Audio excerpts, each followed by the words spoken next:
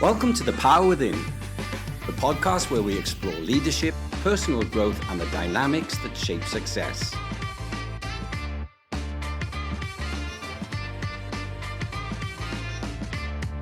I'm Keith Power, and each week I sit down with inspiring individuals who share insights on leading with impact, building resilience, and unlocking potential. Through their experiences, we'll uncover the mindset and strategies that drive meaningful growth. Whether you're looking to evolve as a leader or gain new perspectives, this podcast is here to guide you. Today, I'm honoured to welcome Colonel Eddie Maskell-Pedersen, Head of the British Defence Staff in Southeast Asia, Defence Advisor to Singapore, as we explore more stories of resilience, growth, and the power of determination. Eddie is a highly respected military leader with a wealth of experience in strategy, resilience, and decision-making under pressure. Having served in demanding operational environments, he has witnessed firsthand the power of adaptability, clarity, and inner strength. In this episode, we'll explore Eddie's insights into leading in high-stakes environments, how to develop a resilient mindset, and the lessons that military leadership can offer in all fields, including business. So, Eddie, we met each other fairly recently at, it was a dinner with our Professor Prem Shamdasani, who's also known as Dr. Love, but that's for another podcast. Fascinating having such a guest as you there.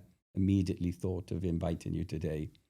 At first, can you just introduce yourself a little bit and tell us how you ended up in Singapore heading the defence for the British Armed Forces here? Thank you very much for the kind invite today. I'm delighted to join this podcast series and share some of my experiences and lessons on leadership. And I think it's anyone who works in a leadership position, it's a journey that starts at the beginning of your career and you continue to learn as you go. So it's definitely something I'm not a master at, but I'm definitely enjoying my journey so far. And it's fantastic to meet you with Dr. Prim, or as you said, more commonly referred to as Dr. Love. It's fantastic to do the International Executive Management course with the National Business School of Singapore, partnered with Stanford University. So a really good chance to immerse myself in some of the thinking in this region 18 months ago. A little bit about me. So I am a British Army officer, so I'm a colonel. I started my military journey back in 1998 and commissioned in 1999 into the British Army, into the Royal Corps of Signals.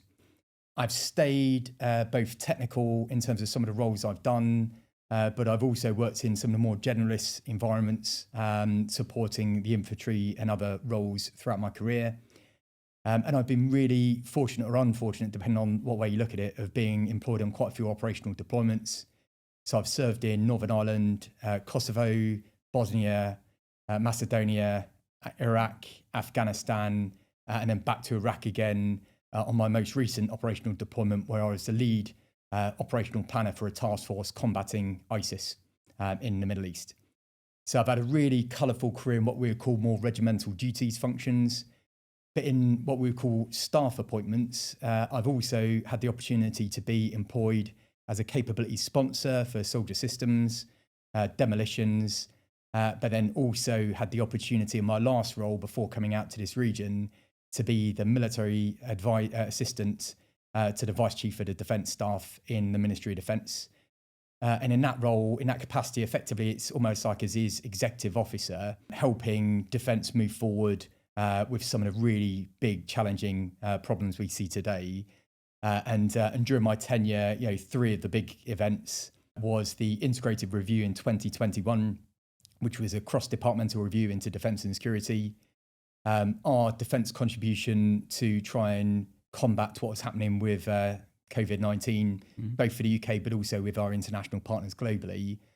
And then also trying to deal with the implications of Russia's illegal invasion of Ukraine as well. So some really big events taking place during my tenure in that role. But it was actually when I was working on the integrated review with the team in the Ministry of Defence in 2021, which really started sparking my interest within this region, which is why I'm here today. And we talked about the importance of the Indo-Pacific, the indivisibility of the Euro-Atlantic security with the Indo-Pacific region. And when I was due to move on from my appointment, there was an opportunity to take up the position I'm in now as a head of the British Defence Staff for Southeast Asia, but then also the Defence Advisor to Singapore. And in that capacity, it gives me a wonderful insight to this magical region, a very important role to contribute to the UK's part in providing a safe and secure Indo-Pacific, and a fantastic place for my family to grow and get exposed to cultures and environments and experiences that they wouldn't do back in the United Kingdom. So I've had a wonderful journey so far. But in addition to those military experiences, what I've also had the opportunity to do is to develop myself professionally. And so I now have a Master's of Arts with King's College University. I've got an MSc with Cranfield University in Defence Technology. I'm a fellow of the Chartered Engineers of the International Institute of Engineering. And then more recently, obviously, a graduate from the NUS International Executive Management class as well. As I say, it's a continual journey, continual education, and I feel really privileged to be in the leadership position I'm in right now. That sounds an absolutely fascinating journey that you've been on. I'm looking forward to delving into that a little bit more. And the International Management Programme was indeed fabulous exposure. And for me, it was an exposure to the military because it's very well supported by the military in Singapore. And I think there were 7 serving officers when I was undertaking mine, which was 12 years or so ago now. I'd like to move on, and I've got some really searching questions for you, but I've already heard mind-blowing content. So can you share a defining moment in your career where leadership under pressure made all the difference? I have quite a lot of examples I can give, but I'll share one actually, which was at an earlier stage of my career. So as a young officer, I deployed on my second operational deployment to Kosovo on this occasion. And I was the head of a function providing force protection to not just British service personnel, but coalition forces involved in the operation in Kosovo. And at that point in time, the force protection we provided was static, and we didn't have the ability to deliver it in a mobile sense. So we were limited in terms of what we could provide to our coalition forces. The biggest lesson I learned was you don't have to do it on your own. So I looked across the coalition of other elements providing similar functions as myself and worked out if we pulled together an international grouping of people, both equipment capabilities, but also the experience of our personnel, we could come up with a deployable function to do that. And so for me, there was a real problem. There was no sovereign solution to it, but working together as part of a coalition, moving beyond just national elements, but internationally, we came up with a capability that could genuinely protect our service personnel. And when I proposed this up my chain of command, the freedom they gave me to just get on and do it was really empowering. And I've tried to take this forward throughout my career, of every opportunity being great in the sum of our individual parts, working together as a team, but equally, asking for freedoms from my higher command, but in the same breath, giving as much freedom as I can down to empower my people to have the ability to solve problems and come up with solutions to it. And sometimes not just through their own endeavour, but working together with others as well. The only surprise in there to me as a non-military person is that latitude and freedom you're given. You said it was relatively early on in your career. So if you were to tell people who are deciding what they're going to do after university, would you suggest a military career over a business career? I'd suggest they're both. There's definitely a relationship with both, but both can complement each other. So when I did the International Executive Management course, I was really surprised of how many lessons I'd learned were transferable to the business environment. And some of them I think we take for granted. So my first command position, and anyone who joins the military as an officer, in the army, your first position tends to be a platoon command or a troop command. So for me, I commissioned from Sandhurst as a 20-year-old young man, but I was only 20 years old.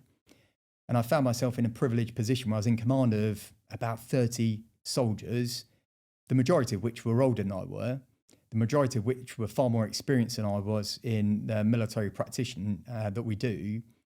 But I was a commander. And so I had to listen to my team and listen to those with more experience than me.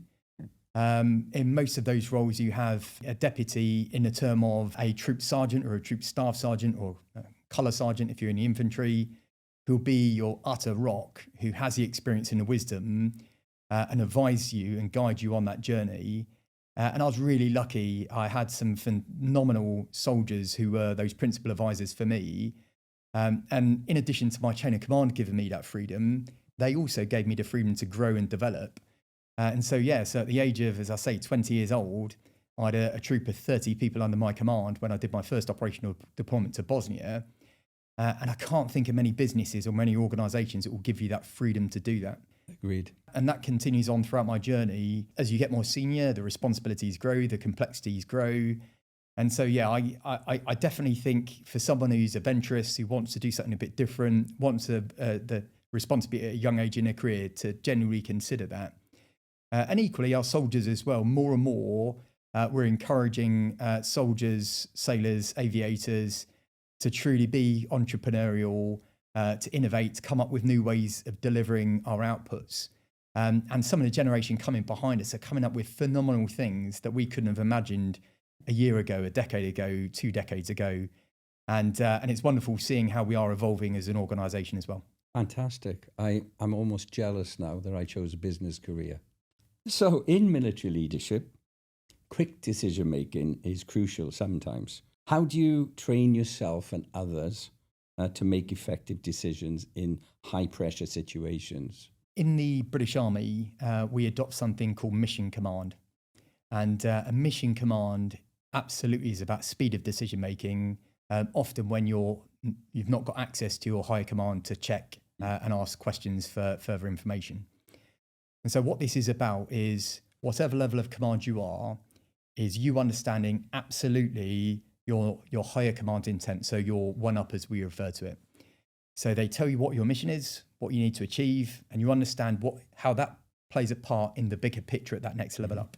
But it doesn't stop there. We then also have to understand the higher command above them as well. So we refer to that as a 2-up. So we understand the big picture. So the more we understand that, if we are isolated from our command and we're involved in a situation when we need to make decisions quickly, we could do so because we understand our role in the bigger picture. And then that does allow freedom of decision making and the ability to move quickly. And I do think that's as applicable in a military battlefield context as it is in a business context. So as I progress throughout my career, and I've unfortunately taken my uniform off in certain roles and wear a shirt and tie, understanding the big picture becomes more and more important because it's no longer just what's this regiment, this battalion, this brigade, this division formation consideration. It's actually what do we want to achieve nationally? And I find myself in this hugely privileged position now where as a head of the British Defence Staff for Southeast Asia, I'm in Singapore. I work with all of the 7 residential DAs we've got across Southeast Asia working with our ASEAN partners.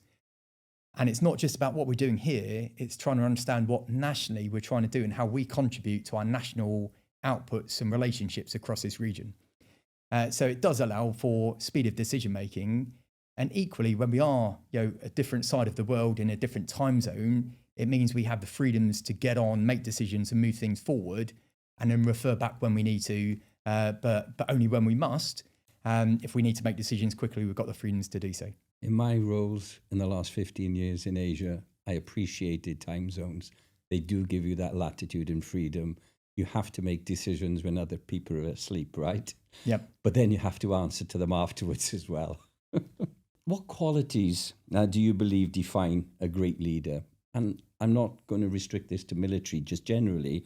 And how can professionals in any industry cultivate these traits? I think culture is really important. And whatever organisation you're in, leaders need to understand the culture of where you're working and the context behind it. So culture and context is really important. And I'll come back to that from my perspective. Equally, I think the ability to inspire those around you.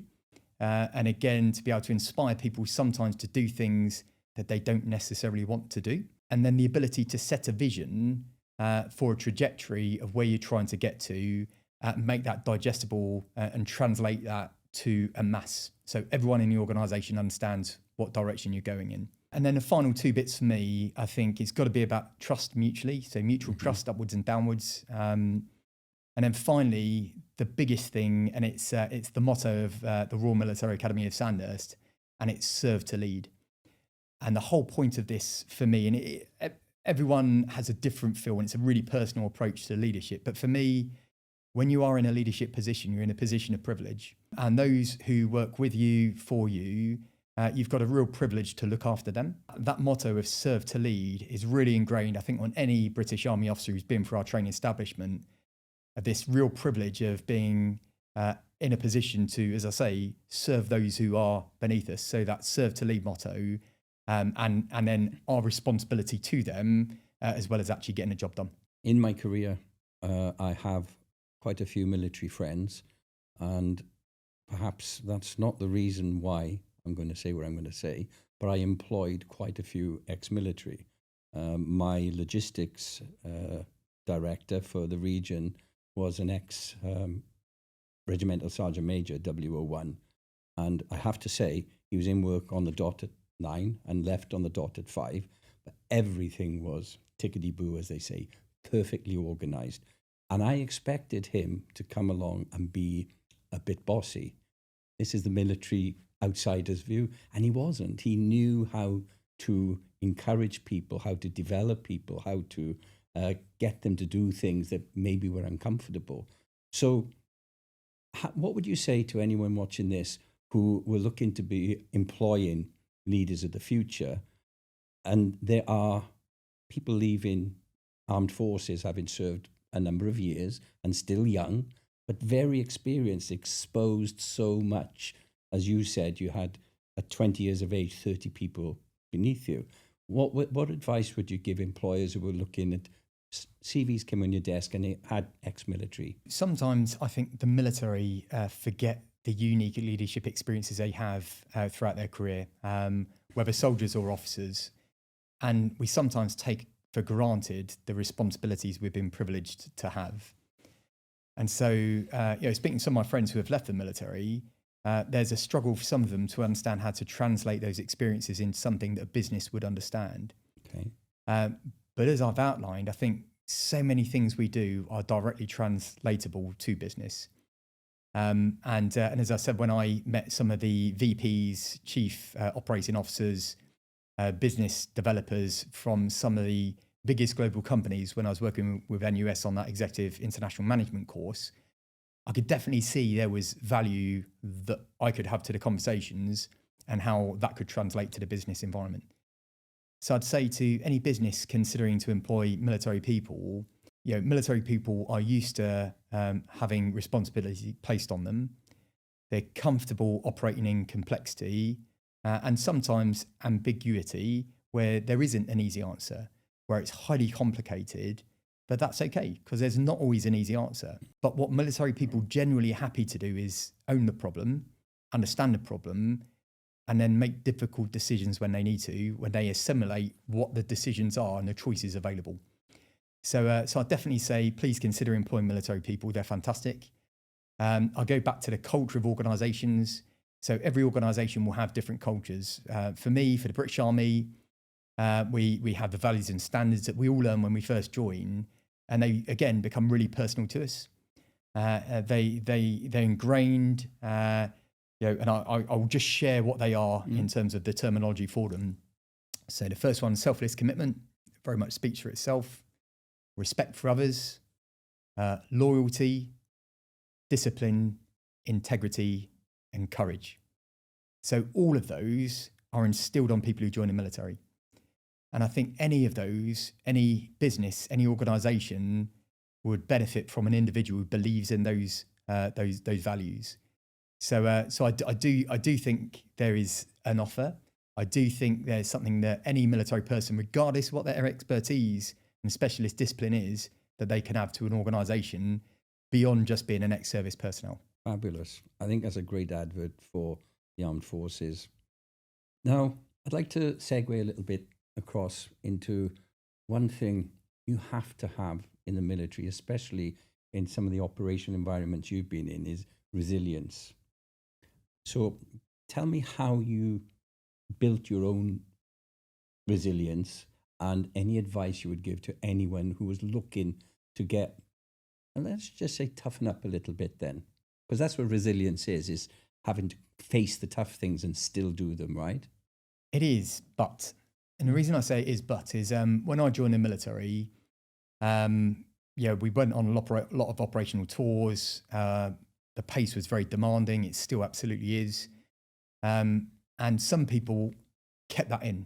They felt, well, I need to be tough. I need to hold it all myself, show that I'm strong and I'm mentally resilient.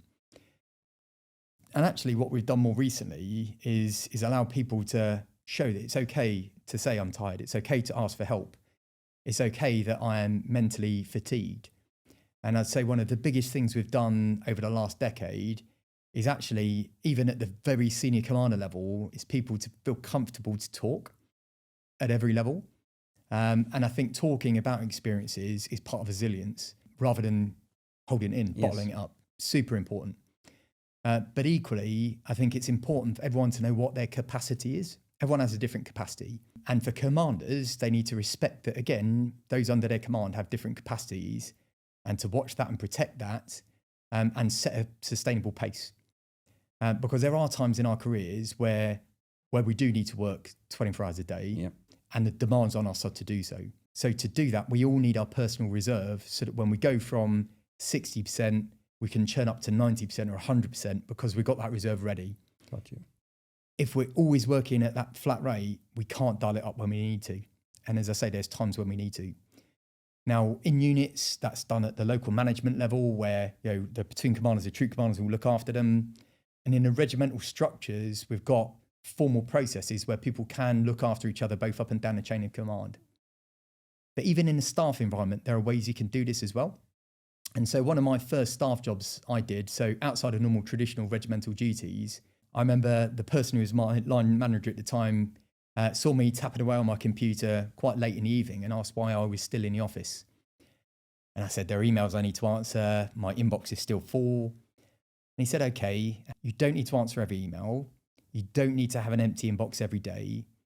And actually, the real skill is accepting that. And when you accept, and again, this is where it's translatable to the business environment, when you accept you can't finish everything every day, what you can do is triage and know what must be done now, what can be done tomorrow, and what can go to the bottom of this pile. Once you've got that balance and you can understand that anything is achievable and you can manage anything. And then throughout my career since that moment, and the complexity has grown, the scale has grown, in terms of both command responsibilities, but then also reporting responsibilities as well. Having that ability to triage and then be really comfortable saying that can wait till another day. That's okay. And that gives resilience in its own right. And equally, some organizations within the military, and I've followed some as well, adopt more known business practices, Scrum, Agile methodologies as well. And I've been through my Scrum Agile practitioners course. I've implemented it in 3 different organizations I've worked with, not necessarily trying to build the pace into an organization. I know sometimes that doesn't instill, but that's definitely a byproduct. But for me, it's actually setting an appropriate sprint with an agreed amount of outputs that you're going to do in that period of time to protect the workforce, to know it's okay that that's us working at capacity. And then more importantly, to encourage that culture of if you're adding extra work in that agreed work package, something needs to stop because we're at capacity. Yeah. And that's okay. And then at the junior levels, if I'm asking them to do something else, they should be really comfortable saying, okay, I can do that, but that comes at cost to this other work. Yeah. It's a priority call. And it may well be what they're already doing is a higher priority. So that goes to the bottom of the pile. If it's not, stop doing that so you can start something else.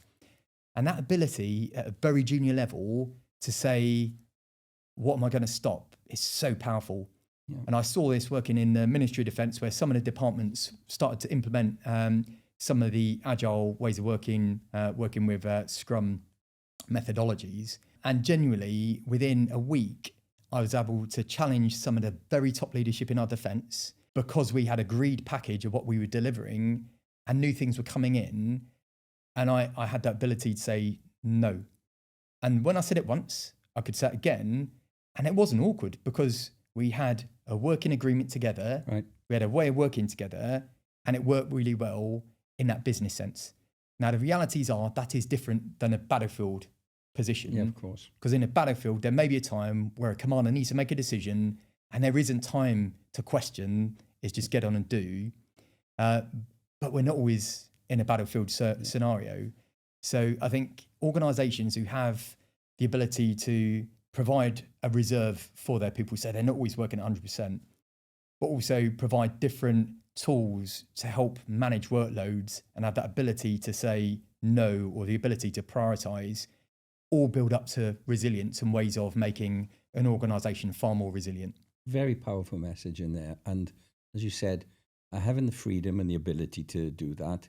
And one thing I've been reading about in the last week is how to say what's called a positive no. So it's a no, but how you deliver that no message, especially if you're managing that upwards. How do you then make yourself more agile? We talk about tools. The obvious one, I think, that most people know about, the priority matrix. That was my go-to when I got stuck. I should have used it more frequently. When I got stuck with everything overwhelming me, you called it a triage. I use a priority matrix. I literally put them into a box. And one of the boxes could be the bin. Literally, there's a lot of things can go in the bin. It's nice having your email box full and look like you're busy, but you're a busy fool, right? So this agility, you've had formal training in that, but how do you, on a day-to-day basis, ensure that you stay agile in your role, in your job? For any military practitioner, especially from the British military, when I say my response, and then build on that, they'll understand why I introduce it. And it's called a question for moment. Question? A question for moment. Okay. When we go for our early training, and this is mainly applicable to operational scenarios, but I do equally think, there is a business application to it as well. We go through the combat estimate, and it's a formal process known as the 7 questions. And as part of the 7 questions, it's about measuring your capabilities, your enemy or adversary's capabilities, understanding the terrain, developing courses of action that you present to your commander of what you're going to do to be part of that plan, 1 up and 2 up. And then you weigh them all up and you say, this is our recommended course of action. And then your commander will give you guidance because they've got the wisdom, the insight and the higher picture to give you a little bit more guidance. And then you deliver that.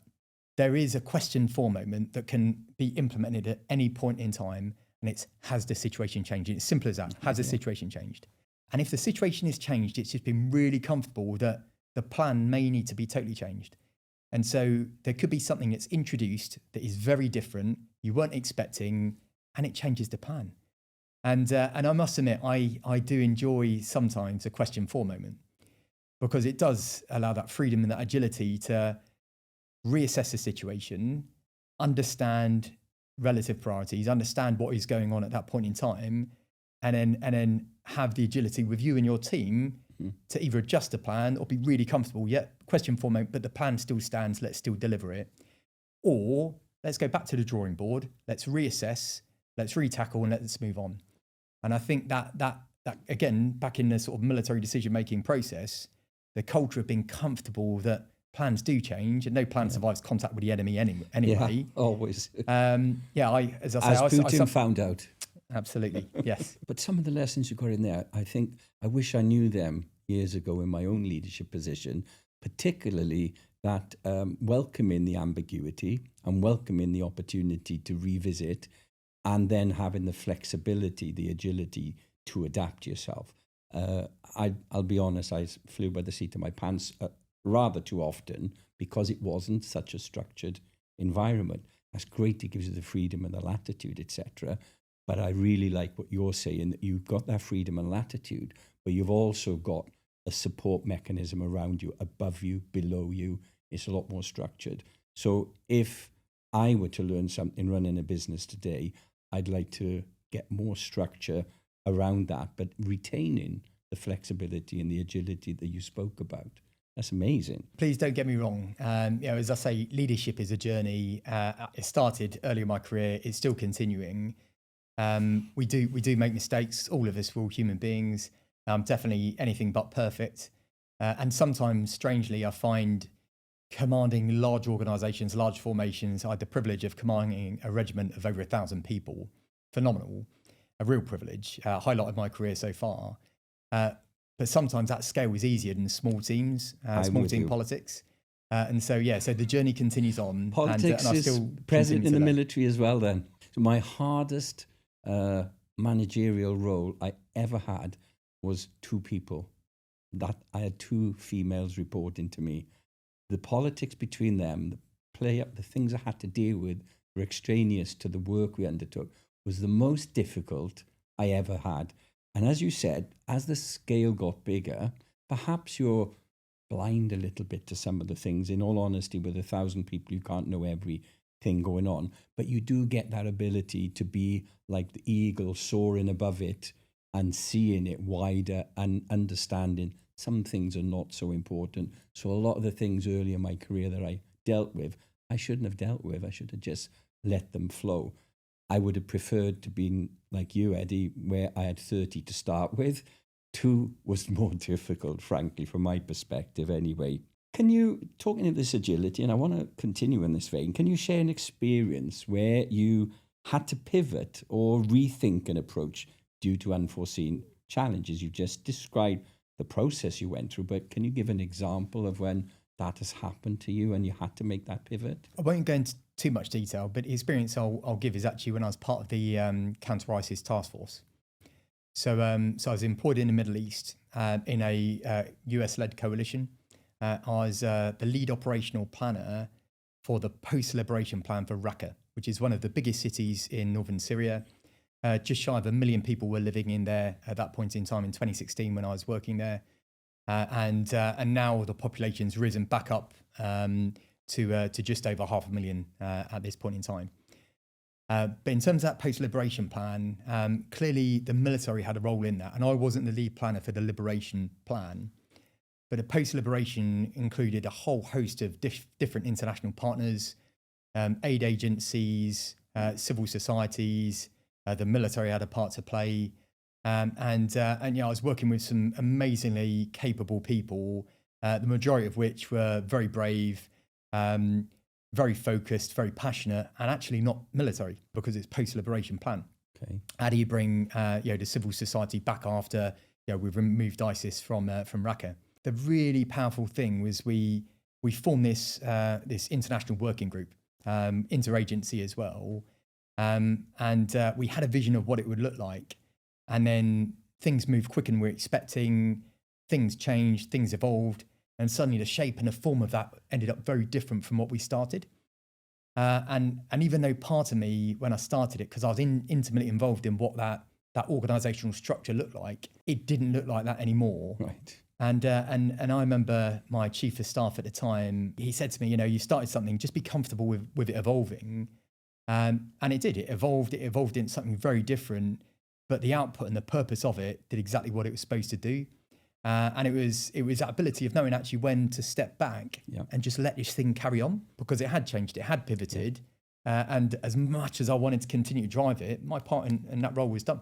And it was fantastic to see that play out. As I'm listening, and I'm sure our listeners will draw the same conclusion, we're familiar with a lot of your engagements around the world because they made news, constantly made news. Most of us in business, we go under the radar, so to speak. Your journey has been quite literally front page stuff for over many years. How does that feel that you're in it, you're experiencing it, and then you're reading someone's interpretation of what's going on? Because a journalist is an interpretation of what they see. It's not just factual. How do you marry those two things up, you being in it and then reading about it, and you say, that's not how it was, or that's a good representation? How generally would you say that? Everyone gets media training in the military, especially when we're going for our pre-deployment training. And actually, not many of us do engage with the media. Some people get the opportunities to do so, but not everyone. And whether it's military, whether it's defence and security, whether it's business news, whoever that news vendor is will have a view. There'll be a slight bias. Yeah. And it's just been really comfortable that, they will have a view. I do take an active interest in the media, clearly. I do as a military officer. But for me, it's just trying to be as broad as I can, listen to differing media outlets, so I'm not biased myself with my view.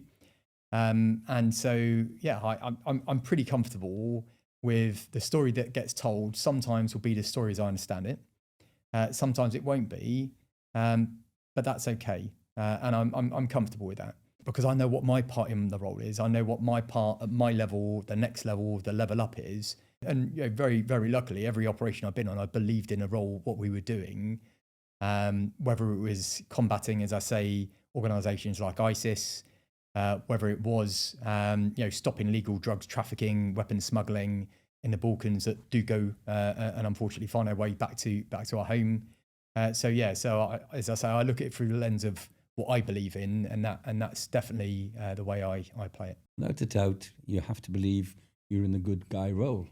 In all honesty, right? It's as simple as that, and we all want to do the right thing and be in that role.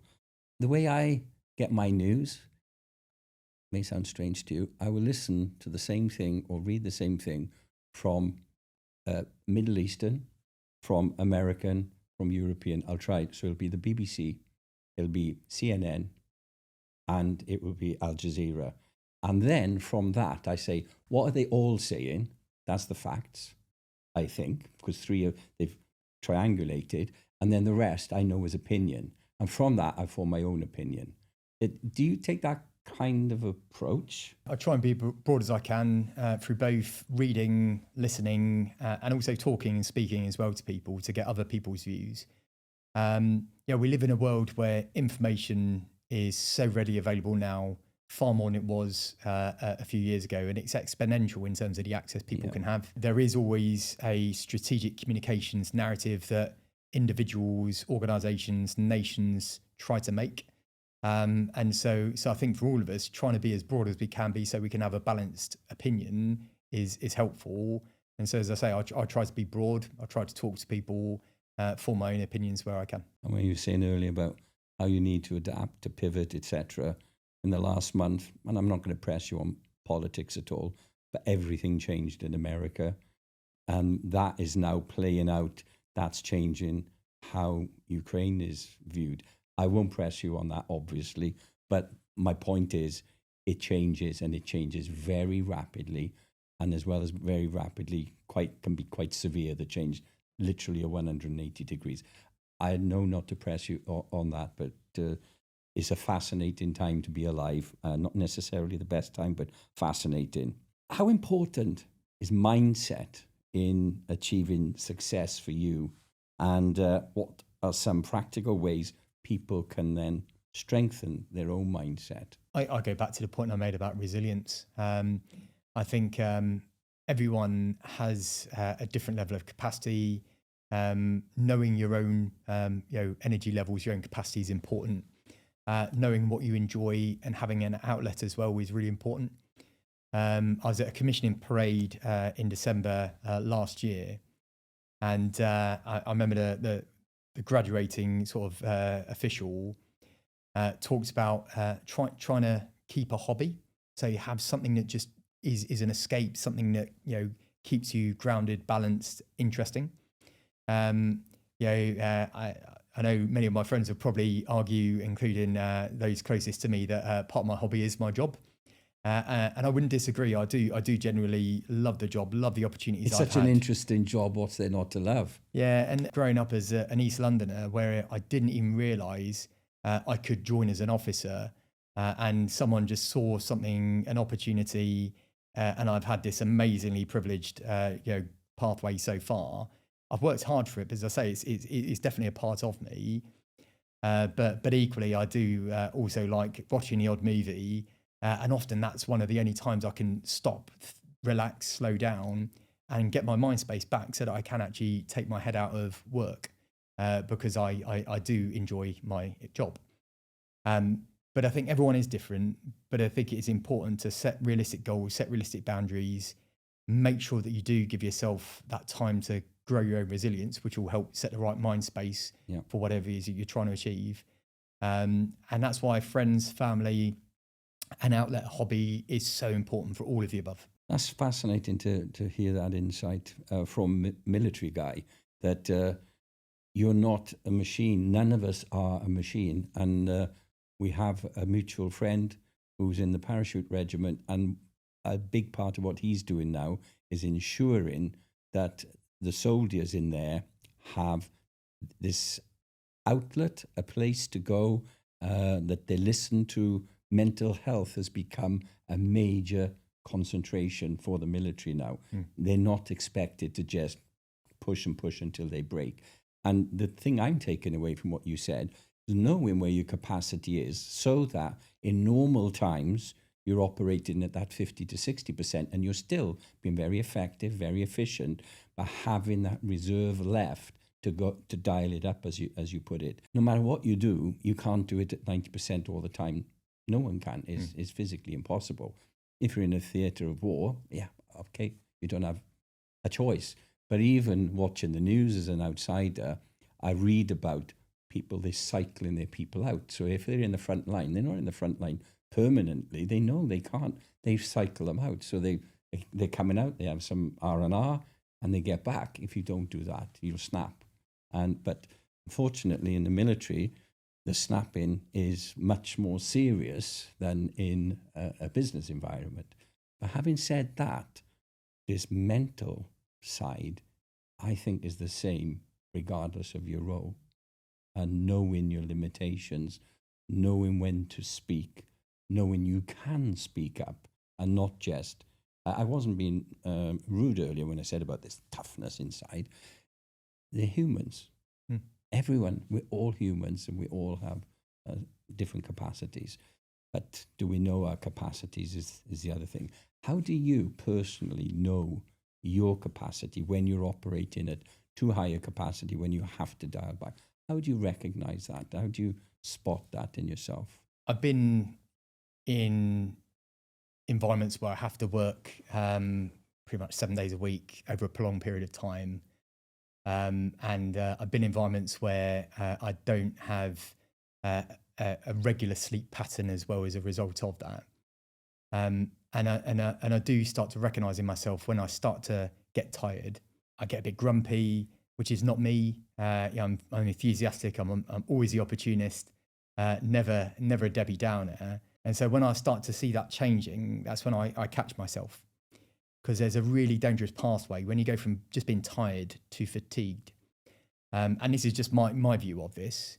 And when someone goes into that space where it's fatigued, the ability to recover and bounce back when you are genuinely fatigued, and that could be mentally as well as physically fatigued, takes a lot longer.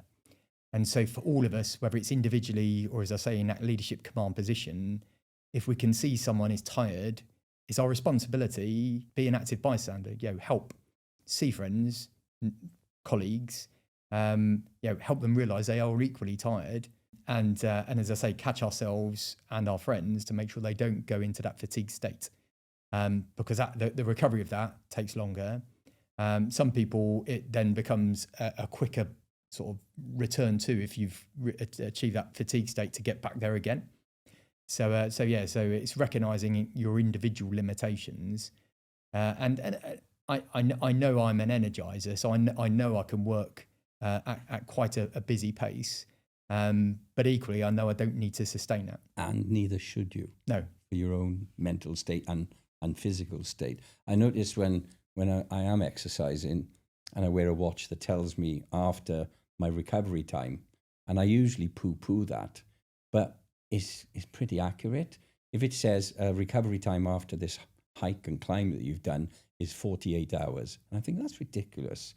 But if I try to do the hike the next day, I'm not tired, I'm fatigued, I'm beyond that limit, and then I can't do it for a couple of weeks.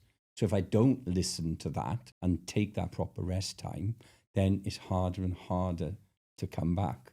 But it's fascinating for me, at least today, and I'm sure for the viewers, to see how far advanced the military is in understanding the human psychology of the people they're working with. It sounds very advanced, more advanced than maybe I'm just ignorant, but it's great. I'm really happy to hear that things like mental health are getting that attention then from the higher ups. Definitely. So I've been in the military now for 26 years. And in my tenure, there's definitely been an awakening of the importance of mental health, mental resilience. But as I said, and it's that ability to talk about it. Yeah.